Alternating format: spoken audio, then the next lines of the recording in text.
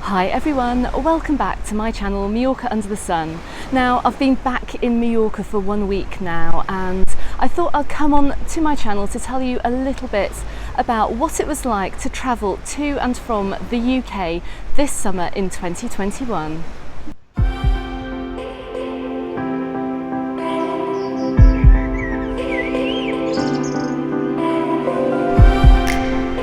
Okay, so coming up in this video, I'm going to take you through the process that we went through travelling back to the UK, and then later on I will also talk you through the process of what it was like arriving in the UK and doing the PCR tests, and then travelling back from Bristol Airport back to Majorca. Okay, so as you know, travelling this summer to Majorca isn't the same as any other summer, and we are living in extraordinary times. But I have to start by saying that the most stressful part of travelling to the UK and back again was actually worrying about the journey. And I really think that I put so much energy into worrying that the trip itself wasn't quite as bad as I thought it would be. So okay, let me run through what I had to prepare for my journey.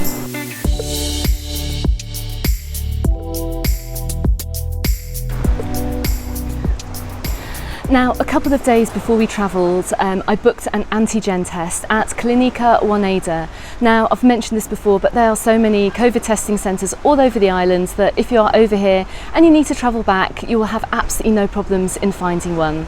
And the tests should cost no more than €30. Now, I have heard that there are several private medical centres that are putting a markup on these tests, but if you find a clinic like Clínica Waneda, it shouldn't be a problem, and you should get those tests for €30. We were in and out of the COVID testing centre in about 10 minutes and were emailed the results in the 15 minutes that followed, so it was a really quick and easy process. Now, just this week, on the 5th of August, the UK government did recommend that instead of these antigen tests, that you do go out and get a PCR test instead. Now, the cost difference is significant if you're travelling here on a budget, and you won't find a test cheaper than €75. So this government advice is only advisory, it's not mandatory. So my recommendation is, if you're travelling back to the UK, still go and get your antigen test, and please use the extra money that you would have put into getting a PCR test in all the local bars and restaurants here, because we don't know what autumn is going to bring, and it would be fantastic if you could support the businesses here rather than more of these COVID testing companies. Now, the next step in your journey back to the UK is to book the PCR test, which you will have to take on arrival back to the country. Now, Mallorca is on the amber list now, so if you're fully vaccinated, you just need to book a day 2 test. If you're not vaccinated, you need to book a day 2 and a day 8 test. Now, we used a company called Randox, and if you use the discount code EasyJet2021, whether or not you actually travelled with them, you'll get a discount on your PCR test, and each of ours came in at £43. So it is still quite pricey, but unfortunately the very cheaper PCR tests were not available. Now, you do need this booking reference number for your passenger locator form, which you need to fill in on the British government website, and I'll put the link to that in the description below this video.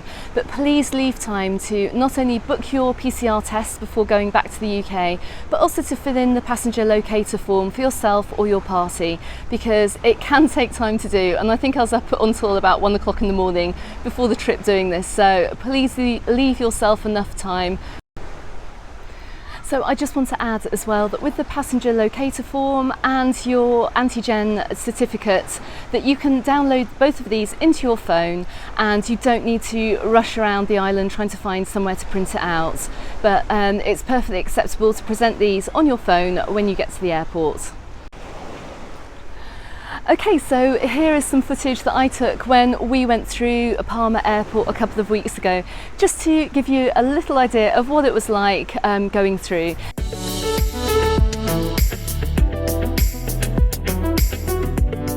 So when you come in here, please make sure you have a mask, and there are various sanitising points around the airport. Also, the next thing I see is the COVID test centre. So if you haven't had a chance to do your antigen test or your PCR test whatever you need to come to this area here. Now, I'm pleased to see that a lot of people have actually got their tests done already, so there are not too many people that haven't done it, but I can imagine as we go into the summer this could get a lot busier. Now, it's just not busy here today at all. I would have expected quite a few more people to be travelling. I mean, for anyone who has travelled in July, you'll know that the EasyJet desk is always absolutely rammed, but there's just a light queue of people. But really, if travel does really go ahead in August, expect this to get a lot busier.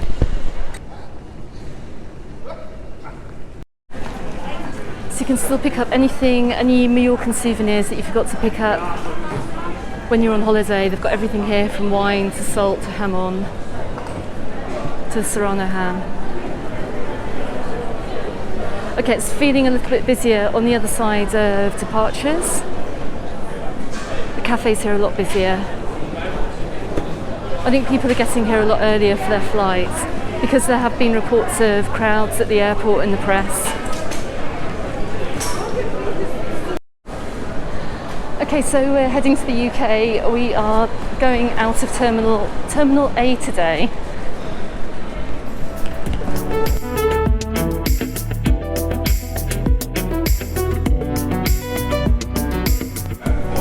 Okay, so on the other side of passport control there are some cafes that you can get coffees and pastries, and there's some shops too. Now it is only just after 9 o'clock in the morning, so they're not quite open yet, but you can come and get your duty free or sweets and treats and stuff. So anyway, we're going to keep heading through the terminal. And even though there is a green light on in the UK at the time of making this video, there are not very many people travelling. There's a Burger King here as well as a pastry shop.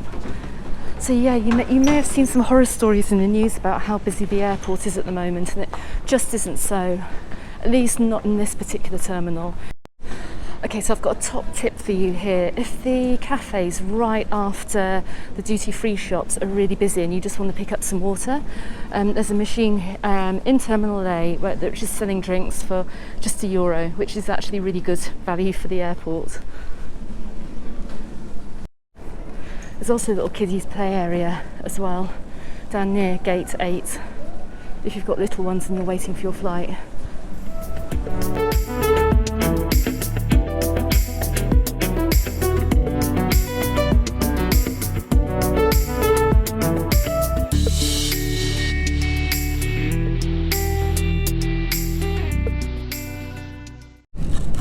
We will now take you through the safety feature of this Airbus A321. Please pay attention to illuminated signs and crew instructions, including the following safety procedures.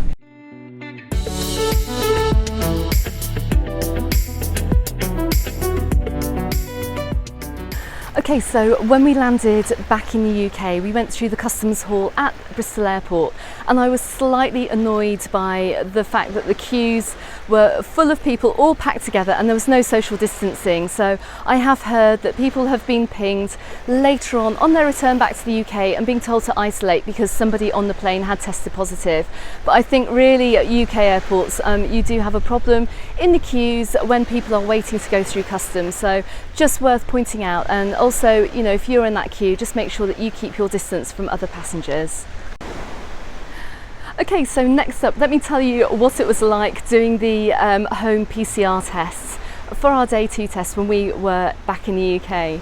Now, our Randox test didn't actually arrive until day 4 of our trip, which was slightly bizarre and slightly annoying, and it was absolutely impossible to get through to them. I did try to call them and I was number 165 in the call queue. So I guess if that happens to you, you just have to sit and wait for that PCR test to arrive. So when the tests did eventually arrive, my 11-year-old daughter did her own test and I did mine. And one thing you need to bear in mind as well, if you are booking a test with Randox, is that you are near enough to a Randox drop box.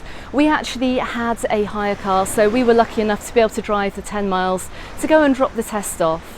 Now, the test results didn't come back until day 6, so it was nothing like the day 3 results that have been advertised, but everything came back negative and we just got on with our holiday and had a fantastic time.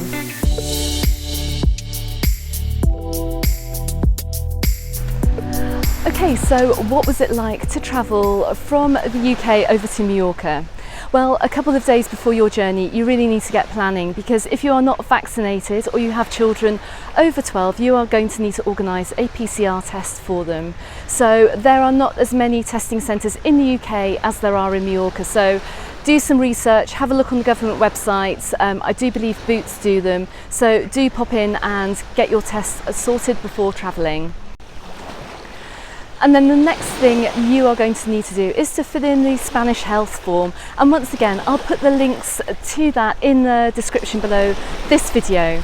But you need to do this not only for yourself, but also for the party that you are travelling with. And once you've filled in this form, you will get a QR code, which you can download onto your phone, or you can print out and take with you on your journey to Mallorca. Now, there were only 4 to 5 flights going out the evening that we travelled, and we were travelling on what should have been a really busy Saturday evening, but you can see that the departure hall in Bristol Airport was absolutely dead. There was literally hardly anyone there, and not very many people on our flight either. So I did notice as well that there's a testing centre at Bristol Airport, so if you had forgotten to get your test or you hadn't organised it, there are facilities there to get that sorted before you make your journey over to Majorca. Getting through customs was a breeze, and we went through to the departure lounge, where apart from the duty-free area, everything was largely closed. There was a Superdrug that was open when we got there, but all the other shops like Dixon's Travel and WH Smith was actually closed. There was one cafe as well downstairs and a cafe upstairs where you could get yourself a drink or something to eat before your flight. So that really is it. The flight was absolutely fine coming back, and as it normally is, with the exception that of course you have to wear masks, not only in the airports but also on the plane. So getting back into Palma Airport, we were through passport control in about 5 minutes, and then just before entering the baggage area, they scanned our QR code for the health certificate, which we had to fill in, and that was it. Picked up our luggage in 5 minutes and we were outside the airport. Okay, so I hope you enjoy watching my video, and I hope it gave you maybe some reassurance about travelling over to Mallorca this summer. If you have a trip planned, please, if you're new to my channel, do not forget to subscribe and give this video the thumbs up, and also maybe put a comment below and let me know your thoughts. Okay everyone, so thanks again for watching, and I will see you on the next video. Goodbye for now.